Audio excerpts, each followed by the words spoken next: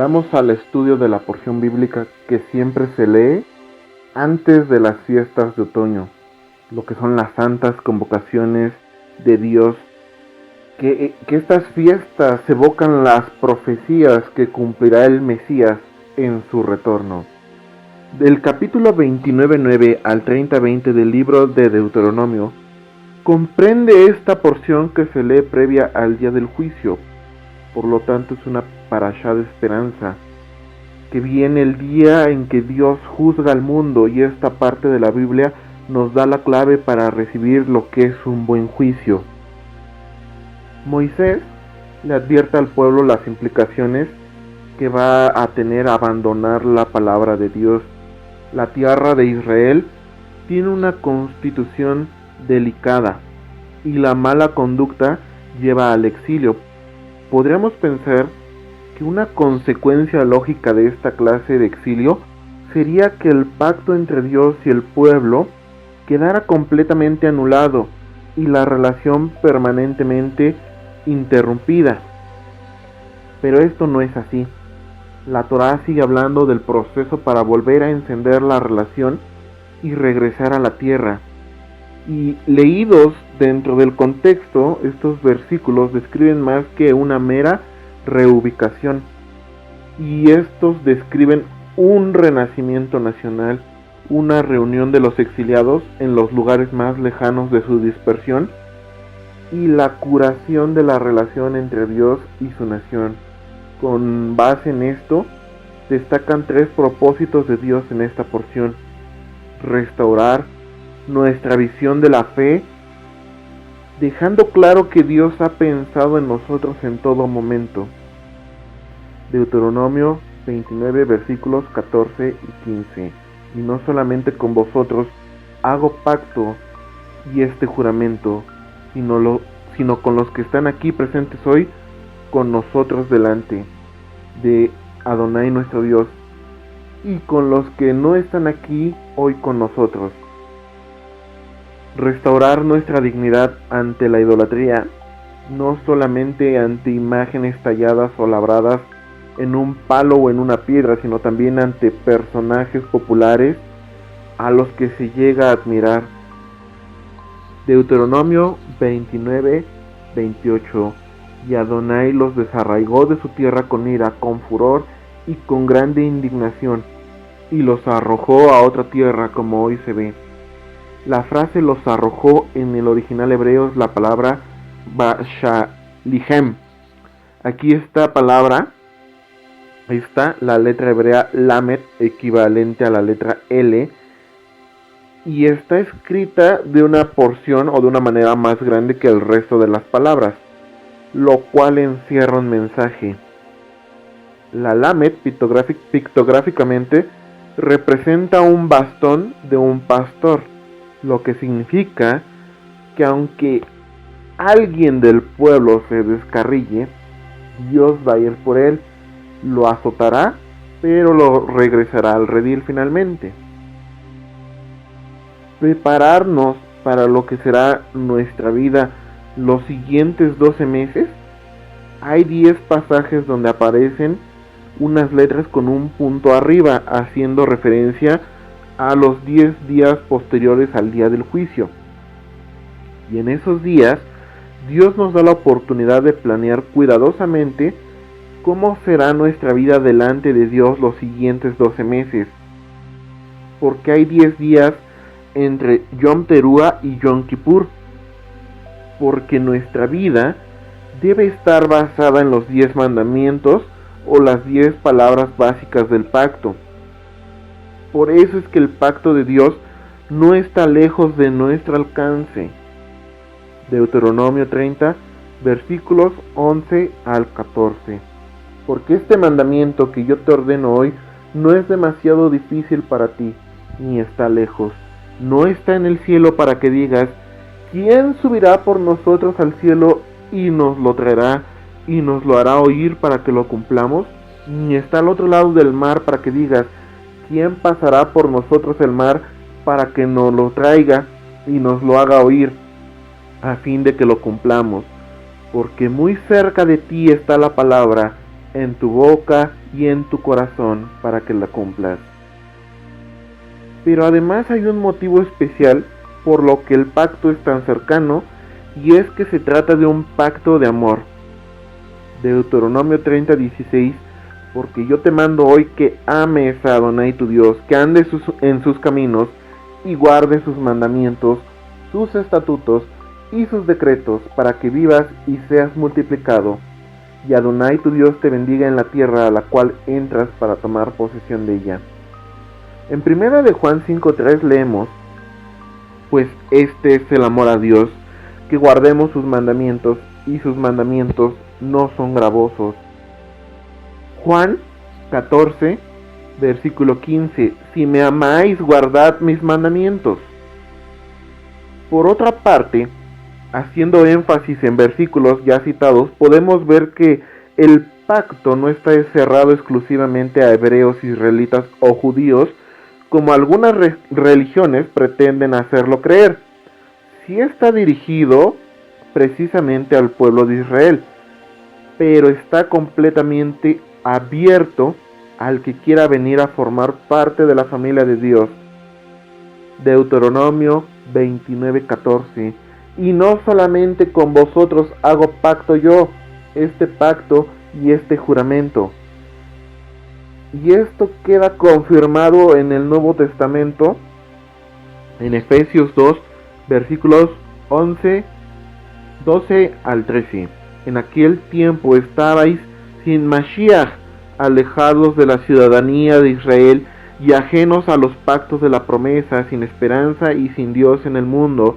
Pero ahora en Cristo Jesús, en Yeshua HaMashiach, vosotros que en otro tiempo estabais lejos, habéis sido hechos cercanos por la sangre de Cristo, o la sangre de Mashiach. Juan capítulo 17, versículos 20 y 21. Mas no os ruego solamente por esto, sino también por los que han de creer en mí por la palabra de ellos, para que todos sean uno, como tú, oh Padre, en mí y yo en ti, que también ellos sean uno en nosotros, para que el mundo crea que tú me enviaste. Esta porción de la Torah en hebreo se llama Nitzavim, y esta palabra se deriva del término Natsab. Diccionario Strong H 5324, que literalmente significa establecer, fijar, afirmar, asegurar, erigir. Y bajo esta definición encontramos este término en Génesis 33:20: y erigió allí un altar y lo llamó Elohe Israel. Salmo 74:17: tú fijaste todos los términos de la tierra, el verano y el invierno, tú los formaste. Se resume como establecer, pero este término hebreo, Natsab, también es un sustantivo participio masculino que se define como funcionarios, gobernador, militar, político, o sea, uno en una posición de autoridad, centrándose en la designación de esa persona que va a presidir un puesto. Y bajo esta definición, esta palabra aparece tanto en el Antiguo Testamento como en el Nuevo Testamento. En segunda de Crónicas 8:10: y tenía Salomón 250 gobernadores principales, los cuales mandaban sobre aquella gente. Primera de Reyes 22:47: no había entonces rey en Edom, había gobernador en lugar de rey. Segunda de Corintios 10, versículos 3 al 6: pues aunque andamos en la carne, no militamos según la carne, porque las armas de nuestra milicia no son carnales, sino poderosas en Dios para la destrucción de fortalezas, derribando argumentos y toda altivez que se levanta contra el conocimiento de Dios, y llevando cautivo todo pensamiento a la obediencia a Cristo, o a Mashiach, y estando prontos para castigar toda desobediencia, cuando vuestra obediencia sea perfecta. Primera de Timoteo 1:18. Este mandamiento, hijo Timoteo, te encargo, para que conforme a las profecías que se hicieron antes en cuanto a ti, milites por ellas la buena milicia. Entonces, cuando venimos de manera seria y firme al camino de Dios, Dios mismo nos establece como funcionarios del reino de los cielos, con lo cual se cumple la palabra que dice: me seréis un pueblo de reyes y sacerdotes. Porque nuestro deber como funcionarios del reino establecido por Dios es guardar la Torá, porque cuando nosotros guardamos la Torá nos guarda a nosotros. Deuteronomio 29:9. Guardaréis pues las palabras de este pacto y las pondréis por obra para que prosperéis en todo lo que hiciereis. Deuteronomio 30, versículos 8 al 10. Y tú volverás y oirás la voz de Adonai, y pondrás por obra todos sus mandamientos que yo te ordeno hoy, y te hará Adonai tu Dios abundar en toda tu obra de tus manos, en el fruto de tu vientre, en el fruto de tu bestia, y en el fruto de tu tierra, para bien, porque Adonai volverá a gozarse sobre ti para bien, de la manera que se gozó sobre tus padres, cuando obedecieres a la voz de Adonai tu Dios, para guardar sus mandamientos y sus estatutos escritos en este libro de la ley, cuando te convirtieres a Adonai tu Dios con todo tu corazón y con toda tu alma. Además, nadie se va a enfermar. Éxodo 15:26. Y dijo: si oyeres atentamente la voz de Adonai tu Dios, e hicieres lo recto delante de sus ojos, y dieres oído a sus mandamientos, y guardareis todos sus estatutos, ninguna enfermedad de las que envié a los egipcios te enviaré a ti, porque yo soy Adonai tu sanador. Ahora bien, hablando del más alto funcionario del reino de los cielos, que es el Mesías, la palabra que le da nombre a esta parashá es Nitzavim, que tiene la misma raíz de la palabra Notzrim, que significa nazareno. Y es que justamente esta porción bíblica se relaciona con el nazareno. Lucas capítulo 4, versículos 16 al 20. Vino a Nazaret donde se había criado, y en el día de reposo entró en la sinagoga conforme a su costumbre, y se levantó a leer. Y se le dio el libro del profeta Isaías, y habiendo abierto el libro, halló el lugar donde estaba escrito: el Espíritu del Señor está sobre mí, por cuanto me ha ungido para dar buenas nuevas a los pobres, me ha enviado a sanar a los quebrantados de corazón, a pregonar libertad a los cautivos y vista a los ciegos, a poner en libertad a los oprimidos, a predicar el año agradable del Señor. Y enrollando el libro, lo dio al ministro y se sentó. Y los ojos de todos en la sinagoga estaban fijos en él. Este pasaje del Nuevo Testamento tiene mucho que ver con esta porción del libro de Deuteronomio, porque cuando Yeshua va a Nazaret en el día de Shabbat, dice que conforme a su costumbre entra en la sinagoga, lo cual significa que ese día fue por estas mismas fechas finales del mes judío de Elul. Hoy en día, mediados del mes de septiembre, y dice que le pasaron el rollo del profeta Isaías y leyó lo siguiente: Isaías 61, versículos 1 y 2. El Espíritu de Adonai, el Señor, está sobre mí, porque me ha ungido Adonai.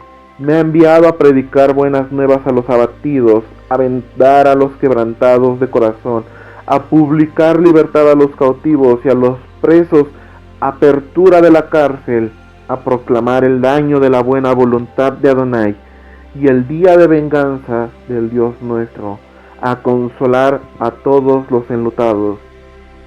Y la pregunta es: ¿por qué le pasaron a Yeshua el rollo de Isaías precisamente? ¿Y por qué leyó ese pasaje? En la liturgia judía, en la sinagoga, se lee a Moisés y a los profetas, es decir, la porción de la Torá llamada Parashá y un pasaje de los profetas al que se le llama Haftará. Eso significa dos cosas: que ese día se dio lectura a Deuteronomio 29:9 al 30:20, y al momento en que la liturgia tocaba leer a los profetas, se le pidió a Yeshua que fuera él quien leyera la Haftará correspondiente al capítulo 61 del libro del profeta Isaías. Y esto significa que Yeshua observaba y respetaba el orden litúrgico que se realiza hasta hoy en las sinagogas de su pueblo. Y aquí la pregunta es, ¿por qué? ¿Por qué el orden litúrgico de las sinagogas judías es el resultado de las aportaciones sucesivas de generación tras generación? Los textos de la liturgia sinagogal son todos de inspiración bíblica y manifiestan mejor que cualquier otro aspecto el amor y la fidelidad de Israel hacia las sagradas escrituras. La liturgia logró dotar de una cierta unidad de expresión a las ideas fundamentales del monoteísmo ético, que es la esencia de la religión de Israel.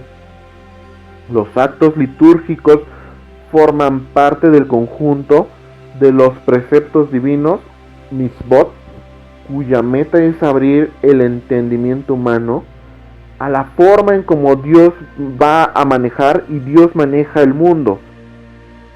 La sinagoga era importante para Yeshua y el marco principal de los actos litúrgicos públicos en la sinagoga, aunque también se celebran en el hogar numerosas ceremonias familiares. La sinagoga es el centro espiritual de la comunidad, como lo fueron en la época bíblica el tabernáculo del desierto y luego el templo de Jerusalén. El nacimiento y desarrollo de la institución sinagogal datan de la destrucción del primer templo de Jerusalén, y la sinagoga fue desde sus principios mucho más que un lugar destinado a la oración, como lo indica su denominación en hebreo, Bet Knesset, casa de la comunidad, correspondiente al Bet Am, o casa del pueblo, citado por el profeta Jeremías en el capítulo 39, versículo 8. Y los caldeos pusieron a fuego la casa del rey y las casas del pueblo, y derribaron los muros de Jerusalén. En Capernaum, donde radicaba Yeshua, él estaba hospedado en la casa de Pedro, y justo enfrente, cruzando una amplia avenida, está una sinagoga llamada la Sinagoga Blanca.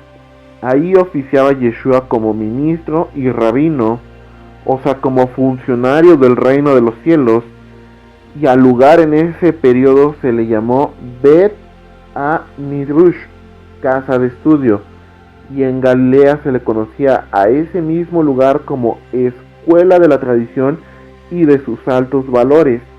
Por eso en los evangelios muchos le llaman a Yeshua Rabí, porque ministraba como rabino de Galilea, y por eso mismo, también por su calidad de rabino, podía enseñar en el templo sin que nadie se lo impidiera. Aunque no simpatizaran con él, le respetaban su estatus como rabino.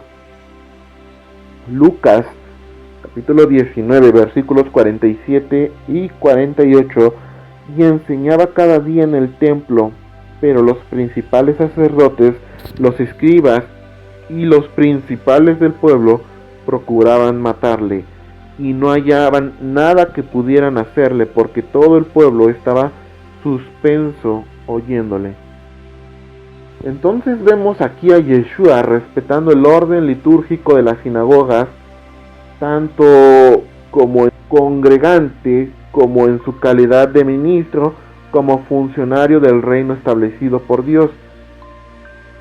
Y esta actitud de Yeshua de respetar el orden litúrgico de Israel no es ninguna casualidad que coincida con la parashá previa al inicio de las santas convocaciones de Dios. Por un lado, hay grupos religiosos que afirman que Yeshua no leyó ninguna Haftará porque argumentan que inicia en el versículo 10 de Isaías 61, pero se aclara de manera muy sencilla. Cuando vemos que las palabras que dice Yeshua al terminar su lectura e irse a sentar son exactamente las mismas palabras con las que inicia la parashá. Lucas 4:21, y comenzó a decirles: hoy se ha cumplido esta escritura delante de vosotros. Deuteronomio 29:10, y vosotros todos estáis hoy en presencia de Adonai vuestro Dios. Y dice la Biblia que todos estaban maravillados por las palabras de gracia que salían de su boca. ¿Por qué? ¿Por qué estaba hablando de la Torá? Todos daban buen testimonio de él. ¿Por qué? Porque era un hombre observante de la ley y respetuoso de la liturgia. Otra cosa que también Yeshua de Nazaret observaba y participaba siguiendo la liturgia establecida por su pueblo eran las fiestas. Y en su momento vamos a ver a Yeshua participando de cada festividad, respetando el orden establecido en cada celebración. Jamás en la Biblia se ve a Yeshua descalificando el calendario de su pueblo, que porque los meses tienen nombres babilónicos o esas cosas. Jamás la Biblia muestra a Yeshua descalificando el calendario de su pueblo, diciendo que el calendario de Enoch es el efectivo. Hoy en día grupos sectarios celebran actos festivos diciendo que son santas convocaciones, pero como lo hacen en fechas diferentes, porque dicen que ellos tienen el calendario restaurado. Y no les importa en nada el ejemplo que da el Mesías en ese aspecto. Tampoco les importa nada lo que dice la Biblia, que las santas convocaciones se tienen que hacer en su tiempo. Y la luna es una de las grandes lumbreras que nos muestra el momento que corresponde cada celebración. Para estos grupos sectarios, hasta la luna está equivocada. Ahora bien, se vale tener dudas. Sí, esto es válido. Pero para resolver las controversias, la Torá tiene una solución. Deuteronomio capítulo 17 versículos 9 al 12. Y vendrás a los sacerdotes levitas, al juez que hubiese en aquellos días, y preguntarás, y ellos te enseñarán la sentencia del juicio, y harás según la sentencia que te indiquen los del lugar que Adonai escogiere. Y cuidarás de hacer según todo lo que te manifiesten, y según la ley que te enseñen, y según el juicio que te digan harás. No te apartarás ni a diestra ni a siniestra de la sentencia que te declaren. Y el hombre que procediere con soberbia, no obedeciendo al sacerdote que está para ministrar allí delante de Adonai tu Dios, o al juez, en tal morirá, y quitarás el mal de en medio de Israel. Así que si tienes dudas de cómo y cuándo celebrar una santa convocación, solo ve cómo lo hace la autoridad sacerdotal en Jerusalén, y esa es la forma correcta, no los calendarios restaurados. Porque así lo dice Dios en su palabra, y en su palabra está su presencia.